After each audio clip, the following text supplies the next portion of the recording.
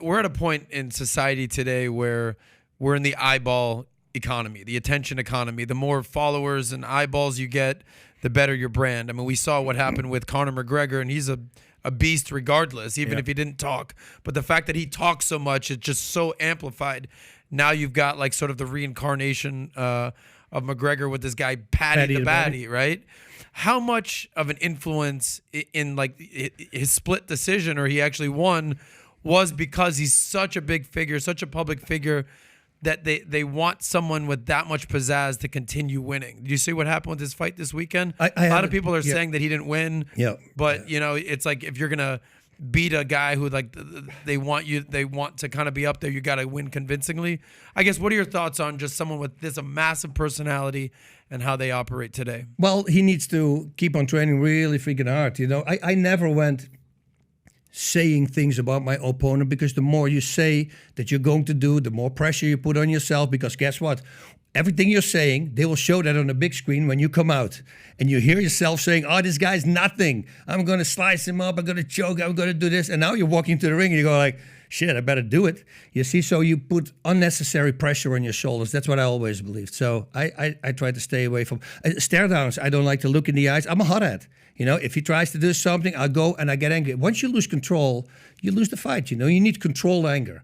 You know, you need to be calm at all times. I had this coach in my last fight who came to me just before the fight. I went out and he took me to, he said, can I talk to you outside? He goes, okay, sure. And he says to me, listen, man, this guy tries to take food away from your family. I go, oh, stop right there. He said, what do you mean? I said, I don't need this talk. He says, why not? I said, because it makes me angry. I don't want to be angry. I want to control it. You know, once you're angry, instead of hitting like this, you're loading up and you're telegraphing. So you want to be as calm as possible. I think that equally skilled fighters, the guy with the most control is always going to win. Gotcha. So are there those that do better being angry? Are there those that perform better angry? Yeah, Vanderlei Silva made a whole freaking career out of it. What a machine! But sound perfectly technical, not so much. You want to clinch with him? Do not clinch with the guy. He's going to knock you out. And everything hits. Yeah. And it might not be super technical, but he can aim, dude. I mean, everything lands on the button. So, you know, and he's super aggressive. He just comes one speed, full speed. That's it. But a really good fighter. I never got this. You know, in the World Valuetainment Championships over in Brazil, he got beaten by a boxer. This is all the way back before he became big. And the boxer was just using angles and footwork and just pick him apart from the outside. And I go, nobody saw that fight. Why would you roll the dice against a guy like that? You put him against Michael Chandler. Both of these guys are the same.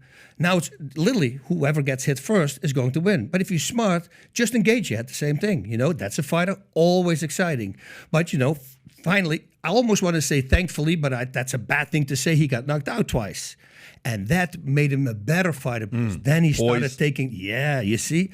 And I told him way before, because he used to fight for the World Series of Fighting, and I was the commentator for that. I said, dude, stop that fighting style. You know, you want to be able to talk to your kids once you have kids. You know, it's going to hurt you eventually. Yeah, but the fans love it. I said, they don't care. You lose 3 fights and you're nobody anymore. Those fans, you're really fighting for those fans? Be smart. You know, and then when he got knocked out, suddenly he started listening to Trevor Whitman, his coach, who was an incredible coach, and now he became a better fighter because of it. Can I give you a little bit of maybe a different perspective? This is not my world. I'm posing devil's advocate here. This is not Adam. This is me just sort of. What would you say to somebody that says, all right, Bass, I hear what you're saying. Be stoic. Don't get emotional. Like, don't talk trash.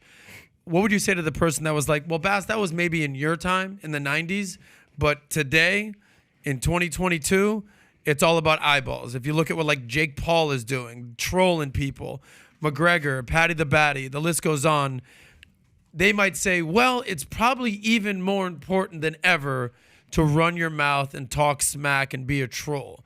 What would you say to those people? I would say, look at Fedor Emelianenko. Right? They have a magazine in Japan where you have like 40 pictures of all the same facial expressions. And says, Fedor happy, Fedor sad, Fedor angry, Fedor, you know, like he never had an expression. Never said anything bad, never did anything, but everybody wanted to see him fight because he was just that good. You know, it's very mysterious to have a guy with no tattoos, no profanity, no nothing, who's the perfect guy. You know, very nice, very respected. And then once in the ring, he'll just destroy people. I think that guys like that will pull a lot of fans to them as well. Now, a lot of people try that, but they're just not on that level. So with all the craziness taking place, I believe future looks bright. If you believe future looks bright, get your latest Future Looks Bright hat of Valuetainment. It says Future Looks Bright here, Future Looks Bright here. We got them in white, we got them in black, we got them in red. Our black on black sold out. These are about to sell out. If you haven't ordered one yet, we had a person in Michigan, bought one, then he bought 3. Then when those 3 people weren't in the office, they had to order 58 of them because people wanted the Future Looks Bright hat, especially during times like this, because ain't nobody saying Future Looks Bright. To order your Future Looks Bright hat, click over here. And to watch the entire podcast, click here. Take care, everybody.